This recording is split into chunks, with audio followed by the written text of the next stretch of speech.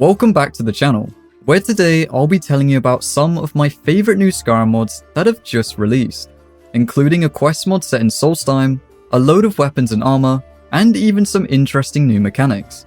But before we get into all that, I want to tell you about today's sponsor, Xmod, a tool that's designed to make your modding experience a whole lot smoother. What really sets Xmod apart is how it wraps a bunch of powerful features into one easy to use package.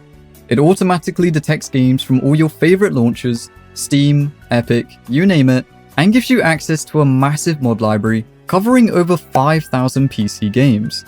I was actually surprised to see it already supports newer releases like Oblivion Remastered and even Elden Ring Night Reign, which I've been enjoying quite a bit recently. What I really love is how simple everything feels. With one-click trainers, you can tweak in-game variables like health, money, and more, perfect for if you're stuck on that one level, or in my case, helping to test out the mods featured in this very video. It also comes with a built-in compatibility checker that scans your mods in game versions to flag any conflicts before they become a problem, which is honestly a lifesaver. Managing mods is just as straightforward. You can enable, save, and auto-update your mods with ease, so no more stressing over manual installs or patching. And if you're running a heavy load order like I usually do, Xmod's performance tools help keep things smooth by fine-tuning your graphics and system settings. Whether you're a veteran modder or just starting out, Xmod makes the whole process feel seamless, so you can spend less time troubleshooting and more time exploring the worlds you love. Be sure to check them out using my link in the description and pinned comment below. It really helps support the channel and lets you get even more out of your favourite games. Starting off, we have Miasma, an incredible new quest mod that you won't want to miss. This fully voiced adventure will have you searching through the ashlands of Solstheim in search of a rogue Telvanni wizard who's on the run for his past crimes against the Argonians. What really sold this mod for me were the locations. You will explore a series of dungeons that makes you feel like you're discovering a part of Solstheim's past. Combat-wise, you can expect to face Draugr, Reavers, and other formidable creatures, so make sure you're prepared before you begin. Speaking of, the mod author recommends to be at least level 20, and says that the mod is scaled accordingly to the rest of the Dragonborn DLC. Going back to the main features, we also have 9 new spells, from Miasmic Spray that deals damage over time, to conjuring your very own Thrall, and even a custom dragon shout for you to utilize. To get started, you'll need to head into the Retching Netch and speak with Harjul, who should be sat at one of the nearby tables. Yes, actually. I am looking to hire some assistants, and I get the feeling you might be the right person for the job. Now this quest takes about an hour or so to complete, meaning you could experience everything this mod has to offer in a single session if you'd like. But that isn't to downplay this mod's quality. A lot of work has clearly gone into this project, both gameplay wise with all the new spells, and in terms of the story by keeping everything lore friendly. The final thing I wanted to add was that this mod can be installed during the middle of your playthrough, so you can get started right now using your current character. Be sure to check this one out on Nexus.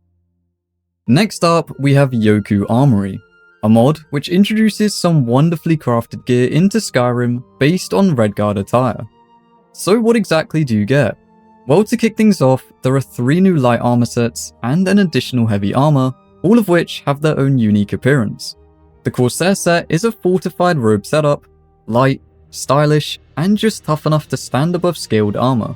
Then there's the Mahayu set, which takes inspiration from Central designs and has slightly better stats than gilded elven armor. For those that like a heavier build, then be sure to try the Rargada set.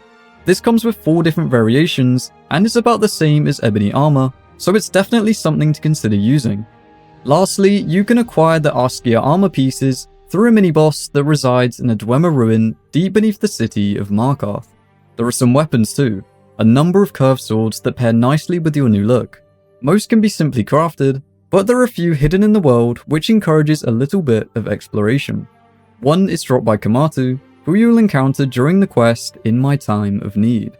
Another is tucked away inside of Broken Ore Grotto, which can be found directly north of Solitude. And the third can be found at a location called Icewater Jetty that sits towards the northwest side of the map. Last but not least is the ability to summon an undead giant that will fight alongside you.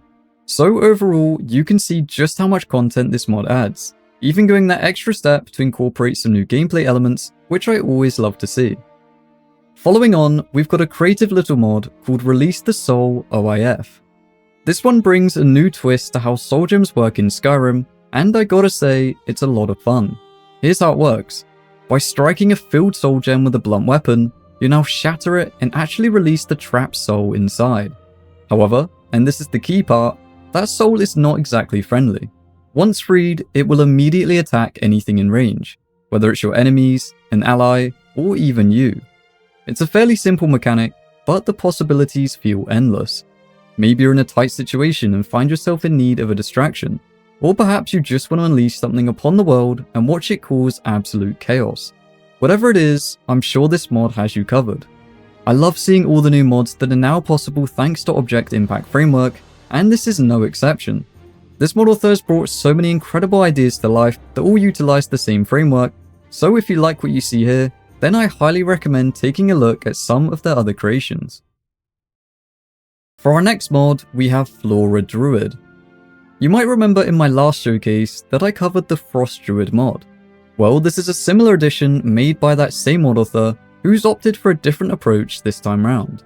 First is the new lore-friendly armor set that is once again based on Diablo 4 and reimagined into the world of Skyrim. The outfit takes on a more natural aesthetic, covered in mossy textures, a sort of wood material, and subtle patterns that really help bring it to life. It's a perfect fit for characters that want to lean into some modded nature magic, and of course a druid playstyle. A chest containing all of the pieces can be found in Dragon's Reach, which is probably my least favourite part of this mod. It would be nice to see it implemented with immersion in mind, although I understand that's not exactly this mod's purpose. Either way, it's not just about the looks. This mod also gives you the ability to summon your own Ent Protector, which is essentially a walking tree guardian that will assist you in combat. All in all, Flora Druid is a fantastic follow-up from their previous work, and I'm excited to see what sort of theme they go for next. To end off the video, we have Light Magic VFX Edit. This is a mod that quietly transforms some of Skyrim's light spells, and if you find yourself using these pretty frequently, then you should notice the difference right away. It's the latest addition to Kitty Tail's series of visual enhancements that aim to subtly improve Skyrim's magic effects without straying too far from the original design. With the mod installed, both Candlelight and Mage Light spells get a complete rework. The meshes have been entirely remade with some particle effects, with some improved color gradients and shading to really make it stand out. It also updates the static light objects that you'll find scattered around, like the ones in the College of Winterhold, helping to make certain locations feel even more immersive. More importantly, as this is just a mesh replacer, it should be compatible with just about everything. So whether you like to dabble in light magic, or just want to see these new effects applied to other areas, this is sure to be another great mod to add to your load order. And there you have it, 6 amazing new mods that I think are well worth a try. Once again, a big thank you to Xmod for sponsoring this video. If you're interested, make sure to check them out using the links below. Thank you for watching, and I hope to see you in my next video.